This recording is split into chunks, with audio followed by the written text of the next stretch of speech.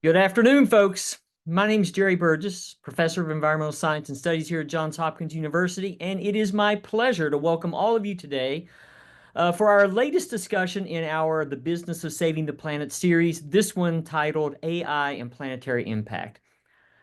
As we confront the rising risks associated with exceeding our planetary boundaries, many feel a really urgent need to move towards a regenerative culture focused a lot less on extraction and more on stewardship. And artificial intelligence is emerging as one of the more powerful tools at our disposal. From modeling climate systems to optimizing energy use, from protecting biodiversity to transforming supply chains, AI offers us the chance to rethink how we engage with our planet. For example, AI is now capable of identifying and helping to clean polluted waterways, to spot endangered species on wildlife traps, examine and predict migratory bird patterns. It can be used to predict wildfires and monitor the health of our fisheries. However, we want to make sure that there is equitable access, that we are not leaving some populations behind, and that environmental concerns are hard baked into AI's growth. And at Johns Hopkins, we believe that universities have a really critical role to play in shaping this future. With world-class programs in both environmental science and data science, our students and faculty are at the forefront of this intersection, pioneering research, forging cross-disciplinary collaborations, and asking the hard questions about ethics, equity, and impact. Today's conversation brings together a really extraordinary group of leaders, really excited about this group, who are working on exactly these questions. And I'm just thrilled to be here to be a part of it. So it's now my great enduring pleasure to introduce today's moderator, Scott Atkinson. Scott is a senior client partner at Korn Ferry. As a member of Korn Ferry's board and financial officers practices, Scott specializes in finding and developing transformational leaders and managing succession planning for high impact clients. But most importantly, he's a Johns Hopkins alumnus with a graduate degree in environmental science and policy from the Krieger School of Arts and Sciences, and he's a dear friend. Welcome, Scott. Thank you so much, Dr. Burgess. It's wonderful to see you and great to reconnect with my alma mater. I still miss taking classes with you, so that's my quick, selfish plug for Johns Hopkins. Welcome, everyone, to another installment of the Business of Saving the Planet series. I think we have been looking forward to having this conversation for quite some time. Every industry today is having a conversation about how artificial intelligence will transform their field. Environmental science is no exception. Much of the public conversation has focused on AI's growing energy demands and environmental footprint. Today, we're going to look at how individuals at companies are harnessing AI to tackle some of the world's most complex and urgent sustainability challenges. From forest conservation to climate modeling, AI is helping reimagine what's possible. And our panel today includes some of the most innovative leaders in the space and dear friends, I would say. I'm thrilled to be joined today by an incredible group of experts who have generously donated their time and expertise. Kate Brandt is Google's Chief Sustainability Officer, overseeing sustainability strategies across the company's global operations, products, and supply chains. Previously, she served as the United States' first federal chief sustainability officer, guiding sustainability efforts across 360,000 government buildings, twice the amount of vehicles, and a 445 billion in annual annual purchases. Diego Saez Gil is the founder and CEO of Pachama, a technology company that is using AI and satellite data to verify and monitor carbon sequestration in natural ecosystems, mobilizing funding for global conservation and forest restoration. Pachama is, in my mind, a North Star in this space, and it's great to have Diego with us. And last but certainly not least, National Geographic explorer Malaika Vaz, who is the co-founder and CEO of Untamed Planet, an award-winning production house in New York City and India, specializing in natural history and environmental programming for global broadcast. As a filmmaker, she directs, produces, and hosts documentaries for numerous television networks, including the BBC, Discovery Channel, National Geographic, Asia, and some others that she'll be able to tell you about. So welcome again. Welcome to our panelists. I'm going to jump right into our conversation Kate, maybe we'll start with you only because I think you have a hard stop at the top of the hour. So we're going to start with you if you don't mind. But first, we'd love to hear a little bit about you, what you're charged with as the Chief Sustainability Officer at Google, a little bit about, frankly, your arc and how you ended up getting a real focus and passion around making a career centered in impact. But Kate, I'll open up to you, and we won't be bashful about jumping around with questions after you give your introduction. All right, fantastic. Well, thank you so much, Dr. Burgess and Scott, for bringing together this wonderful conversation, and Malaika and Diego. So lucky to get to call all of you. Of course, Scott, you're very much included, my friends. So great to be together for this conversation today.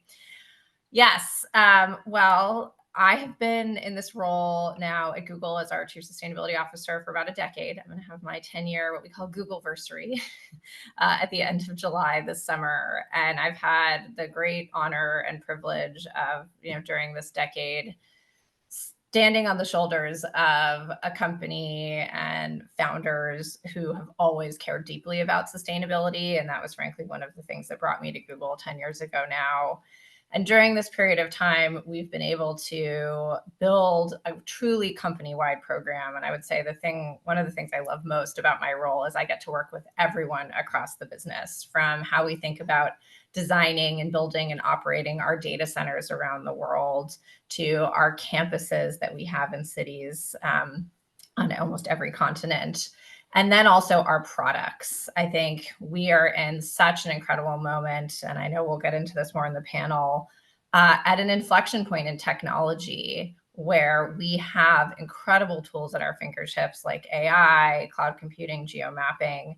And I have the privilege of getting to work with companies across our business to really think about how do we harness these tools for the greatest positive benefit for people and planet. And then my team also gets to think about things like sustainability reporting. How are we collecting our data? How are we building great tools to do that work and sharing them with others? So it's a wonderful time to be in this field. It's a dynamic moment.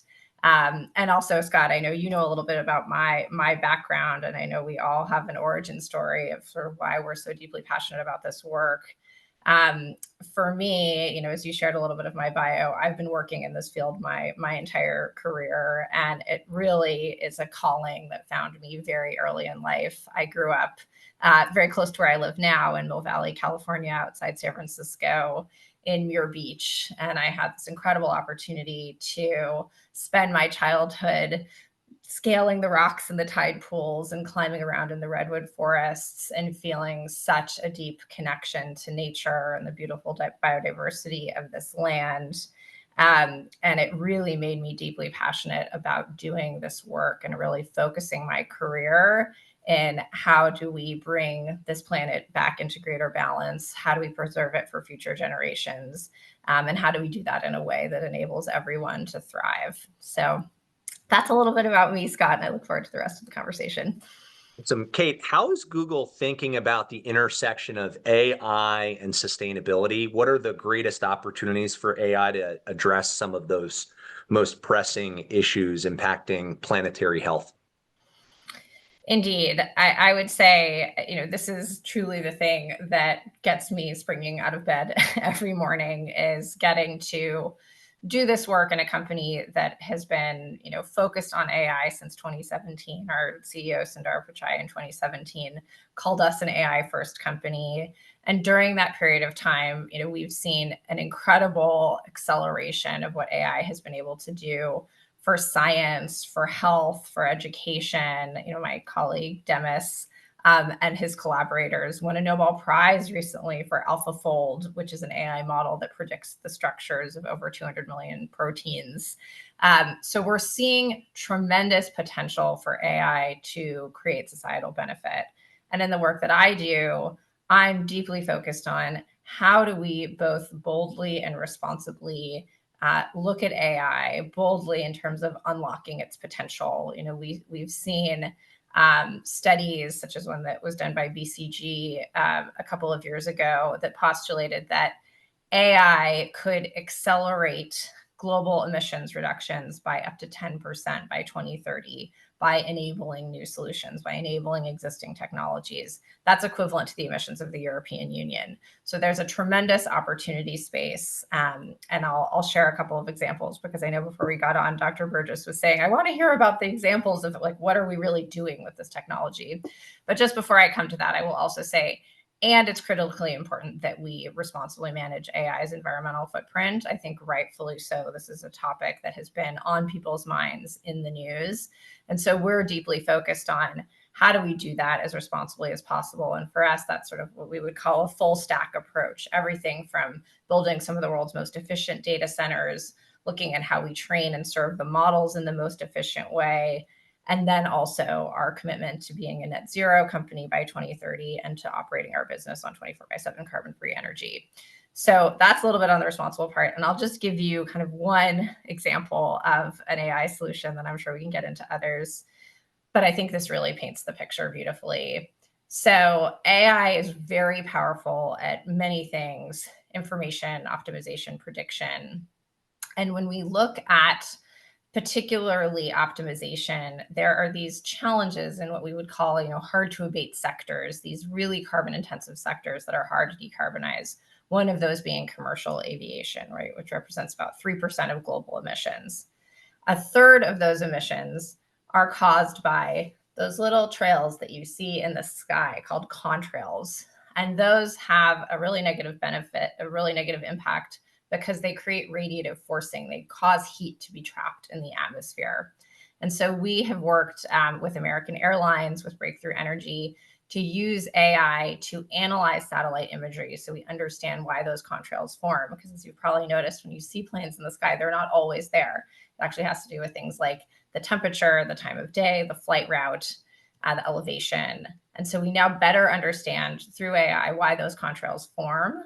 And then we've shown that we can actually reduce them by half by giving pilots small recommendations for changing their elevation. So that means just this one AI solution, if scaled globally, could reduce 0.5% of all global emissions. So I think those are the kind of examples that give me a lot of hope, because you see we could have these breakthroughs and these unlocks right now in this decisive decade through this technology. Thanks, Kate. One more question, and then we'll give you a chance to take a deep breath and get a little bit of water before we jump to Diego.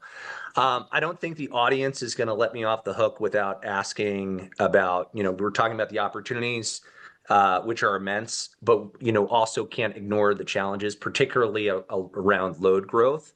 What's Google doing to address the increasing energy demands associated with AI? I know that this is a big focus of yours. Yes, indeed. And I thank you for the chance to double click on that. So, when I look at this topic, I think it's helpful just to sort of start with the level set of where are we today and where do we see the trajectory heading with this technology. So today, the International Energy Agency, who's kind of the preeminent leader globally in energy and macroeconomic analysis of it, has looked at all data centers globally. So this is not just AI data centers, but data centers that are powering all of our clouds and all the other solutions that they offer us, represent about 1% of global electricity use. And the IEA recently put out a report that said by 2030, the data centers would probably account for roughly 10% of electricity use globally. So we are certainly seeing an uptick in growth of electricity consumption from data centers. And then also important to note, however, that really comes with tremendous economic benefit. What we're seeing is that globally, the industry of tech is very energy efficient. The economic output that it's enabling is roughly 10 to 15%. So compared to today, what we're seeing with that 1% electricity use, this is a highly efficient use of energy for that economic output. And then, of course, load growth is actually not necessarily a bad thing, right? This shows us that our economy is growing, technology is evolving, and there are many other causes of it as well globally, from electric vehicles, the electrification of buildings, more people getting access to cooling and air conditioning. So I think it's important to kind of contextualize in that broader sense. Then when it comes to Google, I'll just double click into a little bit what I was sharing before, which is we're really taking a full stack approach to this challenge. We want to drive deeper efficiency in AI in all realms, because that's how we're going to do this as responsibly as possible. So the first is really around how we build our data center infrastructure.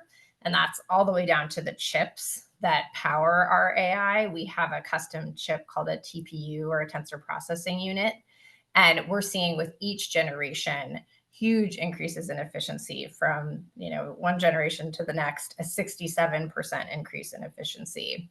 And then it's also about how we're building the data centers themselves to be cooled in a highly efficient way, even to use low carbon materials to build them.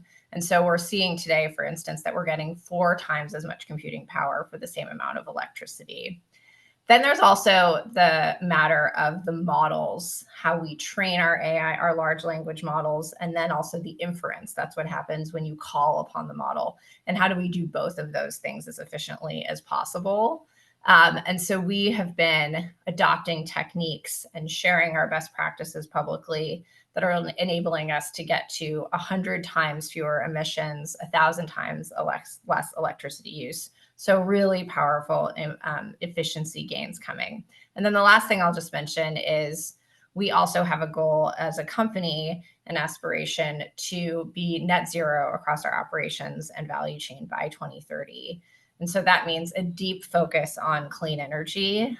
We've already contracted globally 14 gigawatts of clean energy capacity. That's an investment of $16 billion through 2040.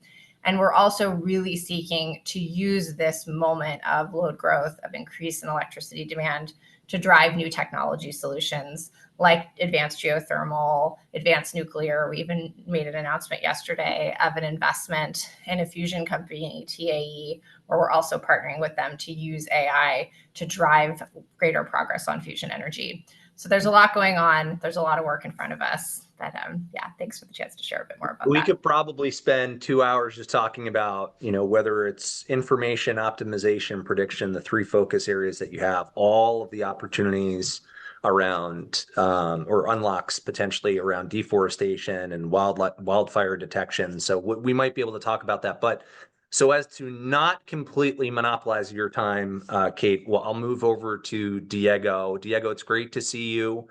I'd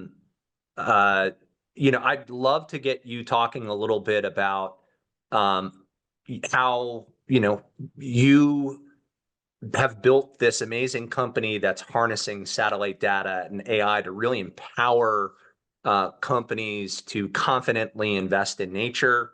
And, what you and Kate are doing are related. In fact, I think there's a partnership that's ongoing, but obviously very different in terms of scale, in terms of focus on the category itself. But would love to get you talking about your background, and again, we won't be bashful about jumping into more defined questions. Thank you, and very difficult act to follow. Kate has such an amazing breadth of coverage, and I'm always impressed by all the insights in her mind and all the amazing projects that Google is working on. But with that being said, our humble contribution to the space is, yes, we've been building for the last 7 years a technology company fully focus on the intersection of nature and AI and satellite data. To step back a little bit on my background, as you know, Scott, I'm originally from Argentina. I grew up surrounded by the beautiful Junga forest that we have down there. So similar to Kate, with a deep connection to nature. And only when I grew up is that I came to realize that forests were under so much pressure from economic activity, that deforestation was one of the main sources of emissions. And that at the same time, actually, forests and other ecosystems could be the biggest sink of carbon, the biggest source of carbon removal as we face the dangers of climate change. So I became very passionate about that. And after spending 10 years in Silicon Valley building technologies for the travel industry, actually, I became very familiar with how fast AI was advancing. This is back in 2017 when we were doing research to start Pachama. Deep learning, actually, as a result of Google research, was starting to have breakthroughs. And also, we were putting more and more satellites with Earth observation capabilities in orbit. And I became very excited about that intersection, how as we have more and more data of our planet and the capacity to process petabytes of data with AI and come up with unique insights, we were going to be able to understand the state of the land use change and the impact on climate, but more importantly, drive funding to protect, restore nature, and sequester carbon. So that's what we've been focusing for the last 7 years.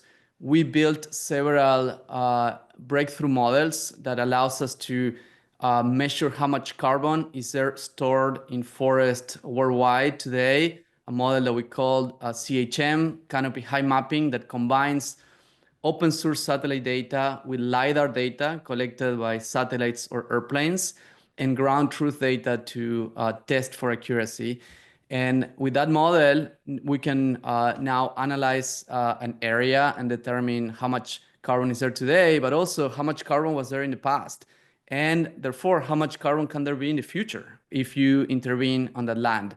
And we've been using the data to help inform decisions on the carbon markets, where there's already tens of billions of dollars going to fund reforestation and conservation efforts worldwide, and where sometimes it's difficult to make a confident decision because these projects are far away places. Historically, the way that you would audit those projects was by sending an individual with a notebook to count trees on sample plots. But today, with real-time satellite data and with these AI models, we can monitor the progress of these projects. We can make predictions about risks of reversals, risk of fire, risk of deforestation, and we can bring the data that is needed for project developers, for investors, for corporates to execute on those projects. And what I'm very excited about is, of course, the other side of reforestation and deforestation is agriculture. We need to feed a growing population. We need to feed 10 billion humans. And there is enough land, there is enough resources, but we have to do it in a smart way, right? So it's incredibly important in the future to do regenerative practices, to do smart agriculture, efficient agriculture.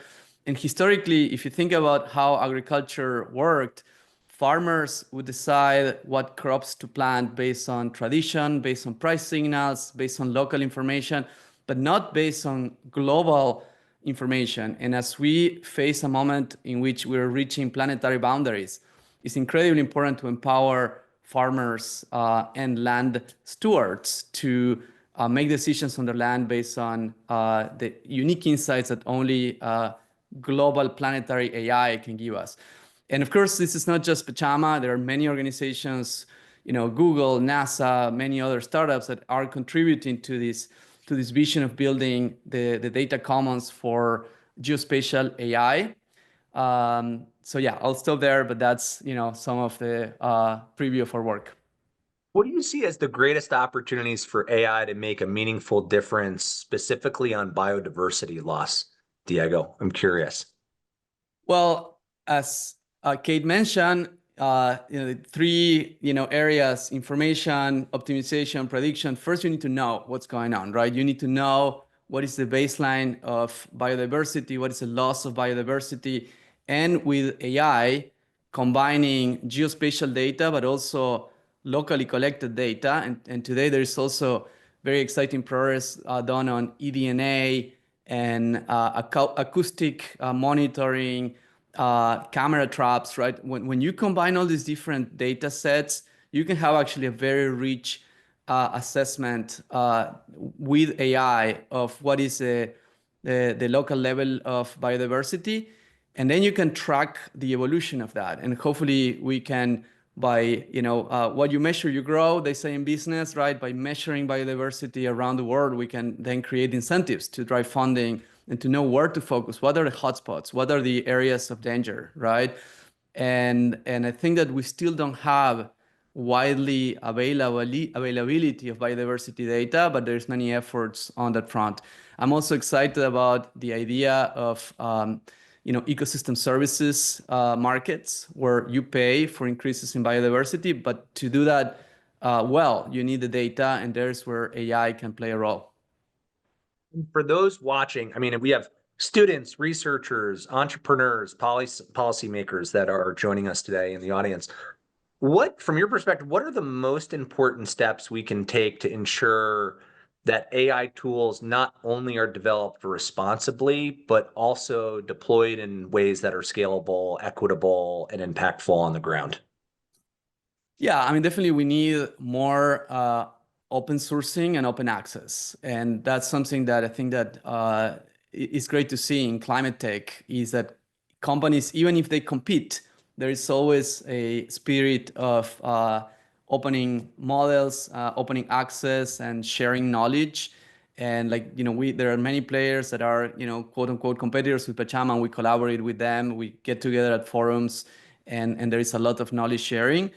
And I think that's great to see also in AI in general, right? Like even the big tech companies are open sourcing language models and open sourcing data sets. And I think that will allow for scientists and practitioners anywhere in the world to be able to make progress, contribute, and use these tools. And something super exciting, you go to the Amazon rainforest today, and people have a smartphone, right? So I think that as access to information and data becomes widely available, AI can be really a driver of empowerment everywhere. It's so interesting because Diego and Malaika, both of what you do are so interrelated, right? Diego, you're providing the data and the information. Malaika, in many ways, you're the one of the best storytellers and the spokespeople for the planet that I've come across.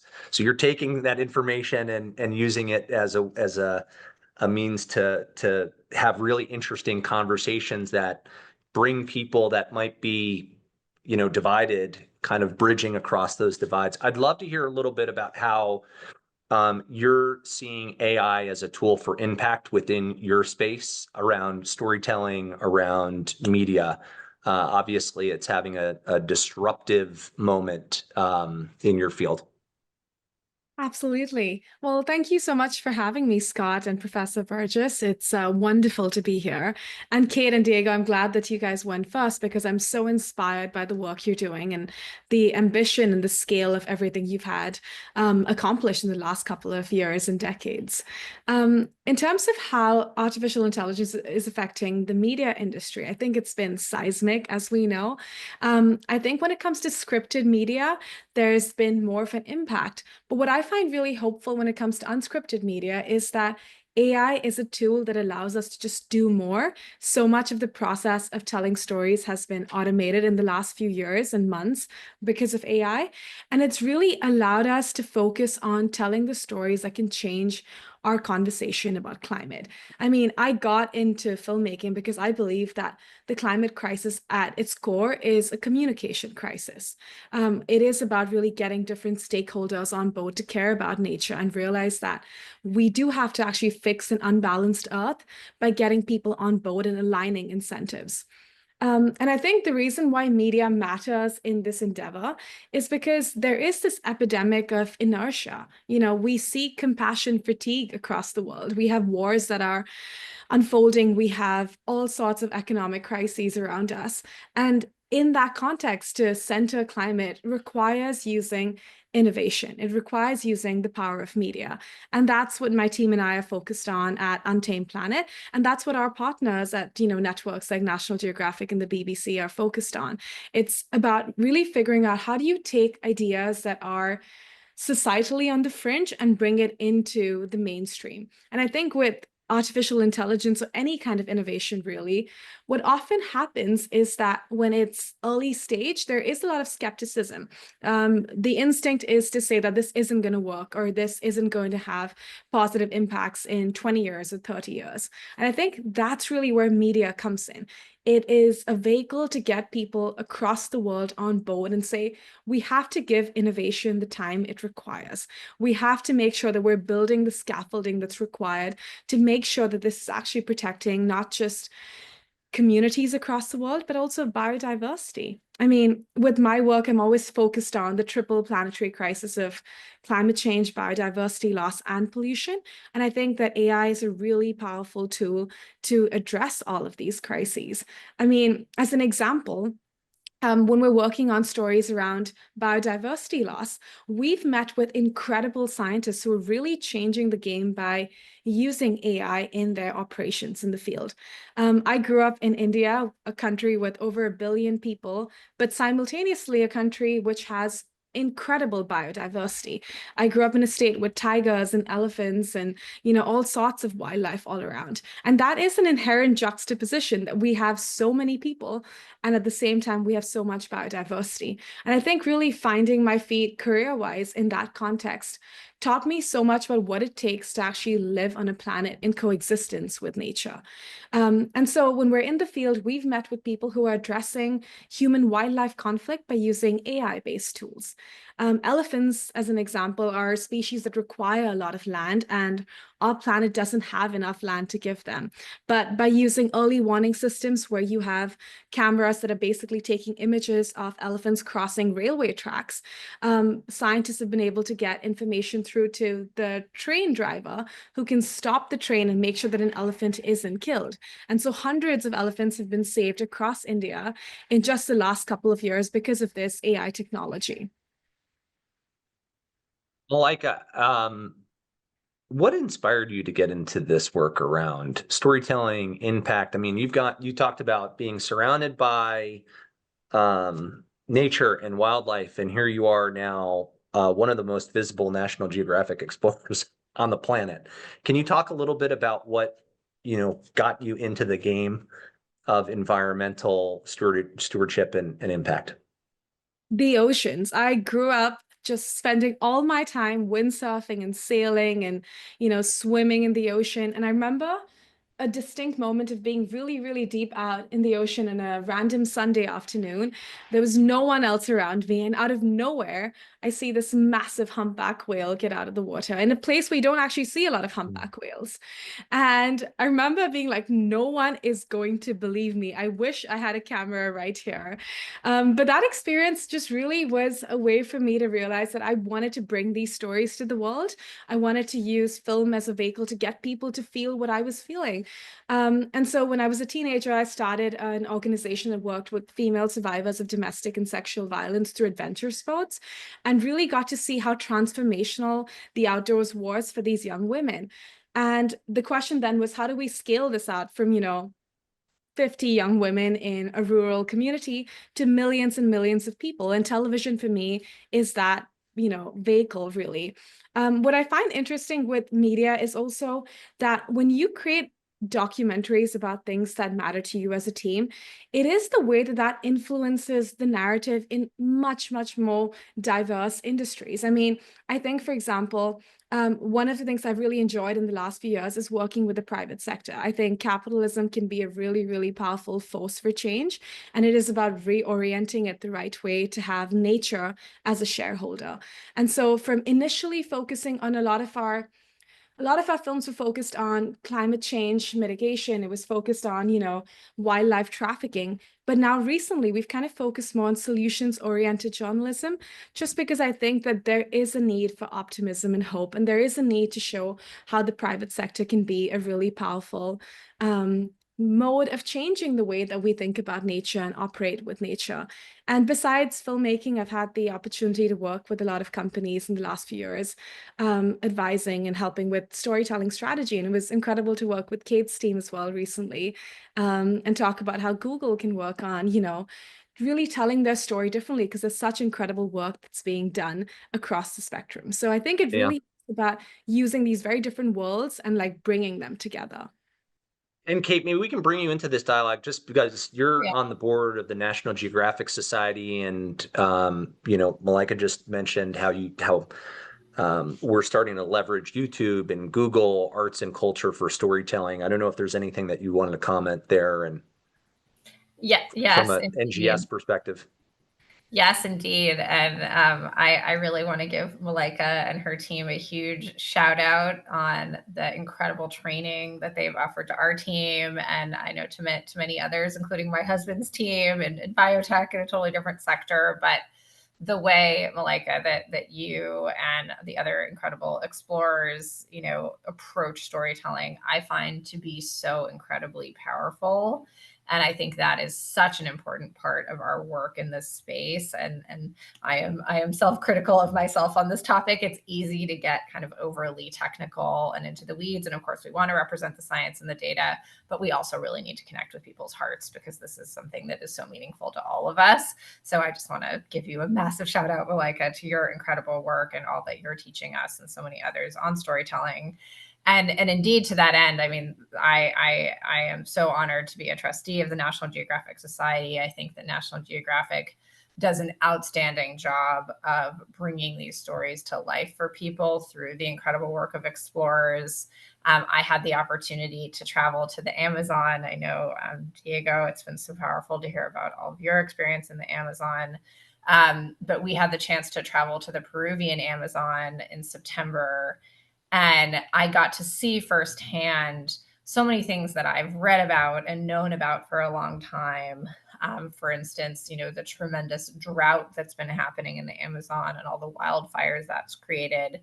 But it was so powerful to be there on a boat that couldn't even get through to the main, from a tributary to the primary point of the Amazonian River, because the water was so low at a time of year when that should have been more than passable, or to see the flooded forests that are so often almost completely covered by water, with the pink dolphins, swimming through the branches, again, just completely depleted. So the ability that we have to have, National Geographic explorers and other scientists and researchers telling these stories and bringing them to us in a way that makes that experience so much more visceral, I think is so powerful. And we at Google also really try to do that through platforms like YouTube, where we have creators that are bringing content to help bring these issues to life. And also, Scott, you were mentioning Google Arts and Culture, an incredible sister team of mine that does this really unique work at the intersection of art and culture and technology to, again, try to make these much more technical, kind of heady concepts much more real for people. And I'll just share one of my favorite examples of a project, since we've been speaking of everyone's love of the oceans. So folks may recall, who follow the global climate negotiations, the COPs, the COP a few years ago was held in Egypt, in Sharm el-Sheikh. And I had this experience where I got on the ground, and I had probably an hour before I had to go pick up my credentials and start doing meetings inside. But I had the chance to jump in the water and go snorkeling. And in Sharm el-Sheikh, you actually have some of the healthiest reefs in the world. And I looked down and I saw this woman with this gorgeous long braid and an unusual suit, and she was holding this device. And I was like, I wonder if that's a recording device. And indeed it was. And indeed it was this incredible scientist named Mary, who's part of this project that Google Arts and Culture has led, called Calling Our Corals. And this project has involved taking recordings of the sounds of corals around the world, both really healthy examples of corals like those in Sharm el Sheikh, and also highly depleted and bleached corals in other parts of the world, and using AI to train models to better understand what does healthy coral sound like, what does depleted coral sound like, and then to play the sounds of healthy coral to the depleted coral, which turns out actually helps regenerate it. So this is just one example of one of my favorite Google Arts and Culture projects that gives you a flavor for how we're looking at this intersection point of technology, storytelling, the art to really kind of bring people's hearts into the conversation in new ways. Thanks, Kate. I know we're going to lose you in 8 minutes because you have a hard stop. So I'm going to just switch to some questions that we're getting. We're getting great questions from the audience. So I'm going to switch here and maybe bring up one. There is well, I'll just say the question and then there's the broader question. But Julian had a question for you, Kate, and also said thank you for your time. Is there a way that Google is currently archiving the data that is being used for commercial aircraft elevation change to reduce contrails into the atmosphere? You had mentioned your partnership with AA. Wondering if there's a way to visualize the data in a figure, chart, etc. And that's the question. There's this broader question around, is there a push just to make this kind of environmental data more openly available too? So I don't know if you have a comment on, the specific question or the broader question. Sure. No, thank you very much for your question, Julian. I'm glad to hear that you're interested and passionate about contrails like we are. So in terms of the archiving of the data that's being used for commercial aviation, to my knowledge, no, not yet. So the way that this project has been built, as I was sharing, was it started with kind of an initial pilot collaboration between Google and Breakthrough Energy and American Airlines. And so we were able to fly a couple hundred test flights with American Airlines. And so we were using the data specifically from those test flights. And then prior to that, we were training this contrails model on a data set that included satellite imagery of contrails. Since then, we've expanded the partnership to working with Eurocontrol, which is the air systems operator for the busiest airspace in Europe. That's the airspace kind of roughly over Germany. And then we also have now been bringing other airlines into the fold. We're quite focused on Europe and European airlines and routes to Europe because there are regulations coming in Europe around contrails. So there's the biggest demand pull from the airlines and the air systems operators, as well as the operators of the software that it turns out, I've been learning all about this. There's basically like 4 or 5 different companies that provide all of the aviation software that is used for routing and therefore would be the kind of nexus point for us to widely deploy contrails abatement. So anyway, this all goes to say that's been the way in for us, both in terms of training the models, what data sets we've had access to, and sort of where we're taking this. So no, not yet in terms of that archival information. But I'd be happy to follow up with you if this is an area of study or interest for you, and we could connect you more with the team that's doing this work. Thanks, Kate. If you have to drop, thanks for joining us. All I'm just right. going to keep jumping into questions. Thank you. Florin asked a great question, and Diego and Malaika, you're both welcome to respond. I would say, Diego, given your focus on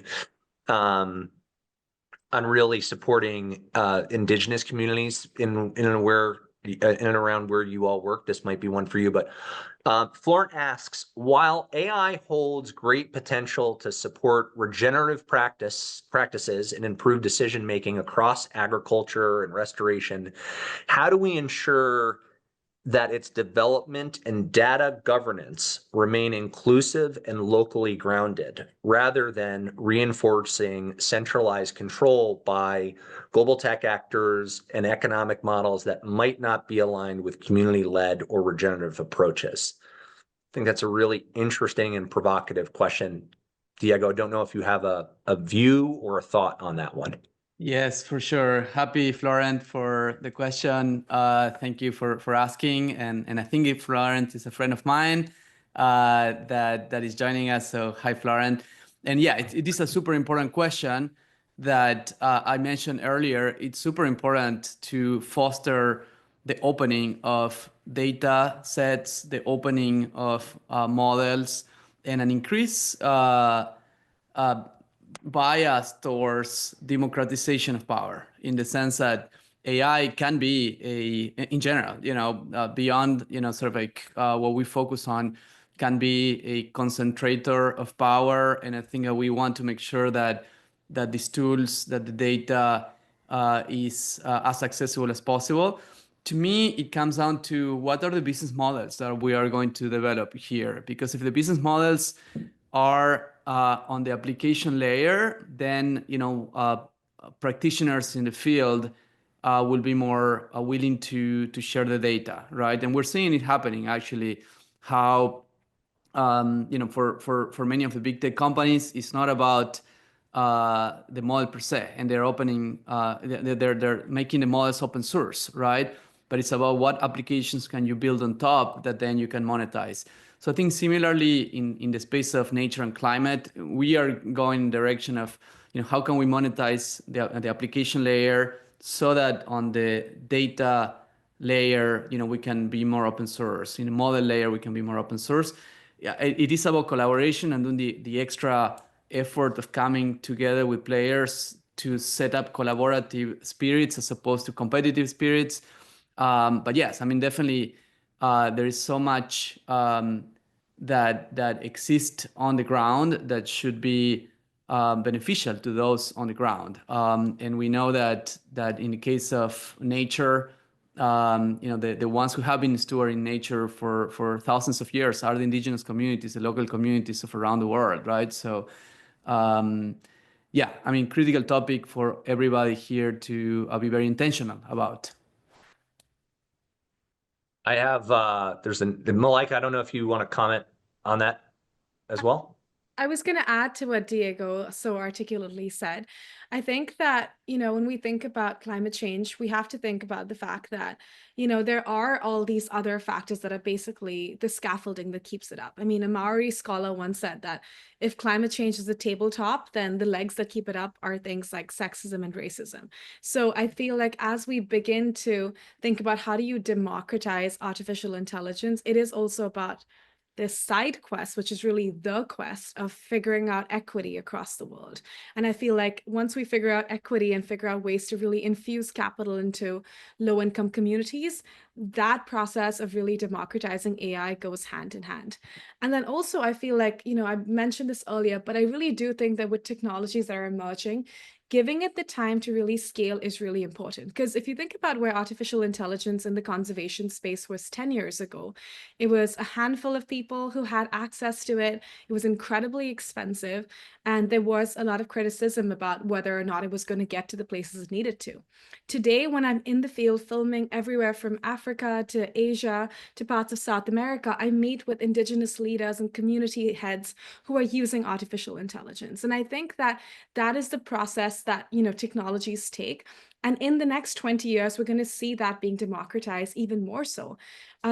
What we do need to do to accelerate that process is make sure that we're honoring indigenous communities, not just for their epistemologies and their ways of knowing nature, but really for their acumen and their sense of knowing really the best way to conserve a local ecosystem.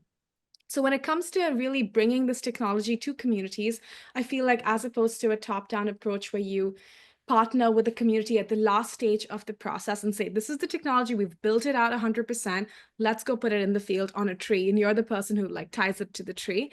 I think we really need to make sure that these community members are at the table in the decision-making process. They're getting the funding, the research grants to actually be contributing to the process. As a company in the film space doing storytelling around environmental issues, when we're working on a narrative, we make sure that we have indigenous and community leaders who are advising on every stage of the process. That means when we're developing the idea with the TV network, when we're obviously on production and in the field, but also when we're doing the edit, which is the tricky part of really figuring out what the story is. So as a media company, we're doing it. And I think that there are incredible companies in the tech space and the research space that are doing it too. We just need to see more of this. I have one more. Thanks, Malaika. That's awesome. I have one more question because we're going to wrap up shortly. This Mauricio asks a great question. So, and it's clear and to the point. So Mauricio asks, these applications of AI for environmental issues are great. Should we lay people abstain from using AI because of energy use, or is the energy use not that impactful on overall energy? And I think I love this question because on a daily basis, I think many people are saying, is AI going to be the unlock to solve all the world's problems, or are we going to realize, the Terminator movie with Arnold Schwarzenegger, right? And there's some, what we're doing is kind of teasing out the myths and realities of the moment, right? And so it's a great question, Mauricio, and I'll just pause there for Diego and Malaika to respond.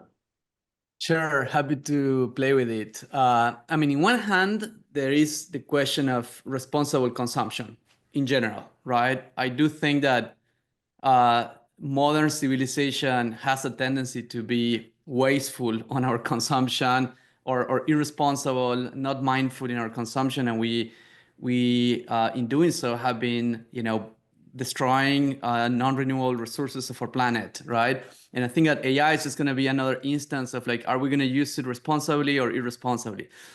But of course, it is a super empowering tool. It's a transformational tool that I think that lay people should use. Everybody should learn to use.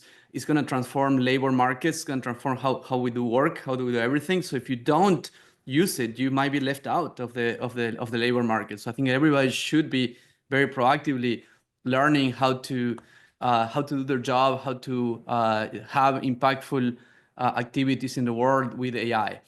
Now, on the energy consumption side, as Kate was saying, the cool thing about the fact that the companies that are building these big AI models, big AI data centers, happen to be the technology hyperscalers in California or in the West Coast of the United States that happen to be more progressive and more responsible, means that actually it might change the energy matrix towards more renewables. These companies are investing huge amounts of money on solar, nuclear, geothermal, wind, and they are very conscious about the impact of their energy consumption. So I think that it might be that as a result of this increase in demand in AI, we have an acceleration of clean energy that was already happening but needed an extra push.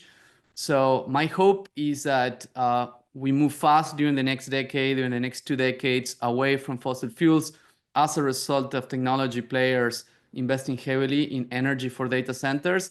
And we can have the best of the two worlds. We can use these transformational technologies to accelerate a sustainable transition while, making sure that we also move away from the oil industry, high polluting energy. Completely echo what you said, Diego. And I would add that this is a conversation that's relevant right now because we're seeing articles that say, a ChatGPT search is about 5 to 10 times the amount of energy as a Google search. People are worried about how GPUs are, guzzling fresh water. But it is indicative of a larger conversation that has been unfolding for years and years about user accountability, consumer accountability. And I think whether we're talking about AI, whether we're talking about your carbon footprint or the amount of plastic you use, there is a huge need for us to reframe this conversation where we shift the accountability from consumers to corporations. I do not think, and this is a controversial opinion, but I do not think that the onus of accountability should be on you as a young person learning and figuring out your way in the world to use ChatGPT less or use AI models less. I think that the onus of accountability is with consumers, and it is with corporations, and it is with the government to subsidize and figure out ways to finance this transition. And that is like greening data centers, figuring out ways to make sure that we're figuring out algorithms that actually guzzle less energy. I think there is a tech solution to this, and we really need to double down on the solutions that can change things at scale so that you as a consumer can take every single opportunity in front of you, chase excellence with the work you do, and still, not be harming the planet. Great responses. Thank you all. I'll just say we've got a couple minutes left. Any questions that we didn't get to, please field to us. We'll try to get you an answer offline. And thank you all for the great questions. I just wanted to ask a final question, which is, what advice would you give to our audience members today, right? Many of which are thinking about, gosh, I know I have a transferable set of skills and I want to get deeper into the carbon marketplace or deeper into storytelling that has true impact around wildlife, biodiversity conservation, et cetera. Just curious about what advice you would give maybe your younger selves or others that are coming up that care about the planet. Do you want to go first, Malaika? Sure. I would say that similarly to how you would do, say, a landscape analysis before beginning a project, do the same with your career. Look around at the world and say, okay, these are the people who inspire me. This is the work that's ongoing. What isn't being done? And how can I contribute my skill set? When I first got started in filmmaking, I remember thinking, I'm seeing this world of chaos environmentally unfolding in many ways. We have climate change, we have wildfires, we have all sorts of environmental calamities unfolding across the planet. But the films that we're watching very much in like the early 2000s represent an unpeopled wilderness. It looks like there's no real problem with nature. Nature looks pristine and untouched, and the gazelles are, romping around. And I said, well, for me, my responsibility as someone who cares about nature is to figure out ways to bring people into the storytelling. And that's the way I did that landscape analysis for my career. The other thing I would say after you've done that is really chase excellence, no matter whether you are in a endemically environmental field or whether you are in a field that might not seem, very much so in the environmental space, whether you're a doctor, a teacher, an environmentalist on the board of a company, really chase excellence, try to be the best version of yourself. And once you're able to figure out ways to build clout within your system, ally with people who are doing the work. I think there's so much work that is siloed. And the reason why conversations like this are really, really important, Scott and Dr. Burgess, is because you're bringing people together. We need to break and shatter those silos and get people to talk. So no matter what stage of career path you are at right now, figure out what it means to shatter your silo, figure out what it means to chase excellence, and really what it means to, do that landscape analysis and see where your skill set is most valuable. Diego? Yeah, great answer, Malaika. I guess from my side, a couple of thoughts. Number one, I would say, don't lose hope and maintain an optimist view. It's easy today. There's so many bad news and so much, information with doom and gloom, in every media we consume, to lose hope, to think that everything is lost. But there's always been challenges in the history of humanity. Today, we just have more access to information. We know what's going on in Pakistan and in the Middle East and in, like everywhere in the world in our, social media feeds, right? But I think that there is always hope. I think that there is actually reasons to believe that we are at the verge of an amazing time in the history of civilization. We have to go through a passage of challenges, right? With climate change and with AI and with a geopolitical tectonic shift, right? But there is hope, and it's actually up to the younger generations to build that new world that we want, that we know that it's possible, right? So the first one is about that. And of course, you need to find practices that allow you to recharge with hope and optimism. For me, it's going out to nature, is hanging out with a community of friends and family who are, optimists in nature, and to do things, right? To go out into the world and turn into action. If you're just, inactive, of course, it's easier to become less hopeful. In terms of what to do, I second what Malaika said. Ask yourself, what are the gifts that life has given me? And how can I put those gifts at the service of the larger community? And go and ask that question, how can I help, right? Go and join a startup, go and join a nonprofit, an education institution, and ask, how can I help? And then just by doing, you're gonna learn what are you good at, what you're not good at. Use AI tools to, multiply your work. And then finally, develop resiliency, because we are going to go through years of lots of change. Everything is changing, right? So embracing change, not being afraid of change, I think that is what allows you to thrive and lead through times of change. In times of change, it's an opportunity to lead, to step up and to say, yes, lots is changing, lots is uncertain, but here's a North Star, let's go and walk. And again, this is a history of humanity. Like during the hundreds of thousands of years of being Homo sapiens, we have gone through existential challenges many times, but always, the human spirit has prevailed. So I think that's my message to you, enact that.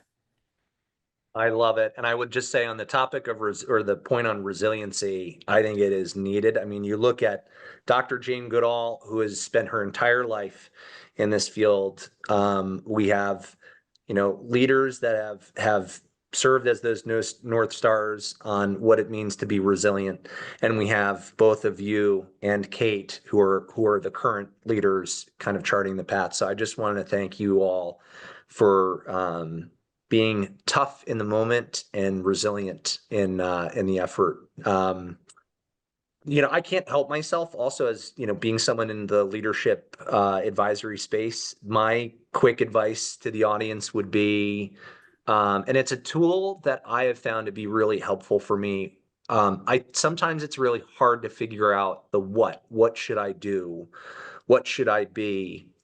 The question that sometimes I find to be really helpful to start with is the why. So if you ask yourself, why am I spending my energy? Why am I doing this? Because the non-renewable resource of the day at the moment is time, right? So if you ask yourself, why am I doing something? Typically, and journal it and write it, sometimes that'll open up the what. And then once you have the what, you can answer the question of how, right? So just a different framing for the audience to think about. With that, we're sadly going to have to wrap up this fascinating conversation. I just would love to, again, thank Dr. Burgess, Kate, Diego, Malaika, once again, for generously sharing their time today to discuss this important topic. I just want to, from the bottom of my heart, thank you for the leadership that you exhibit in our space.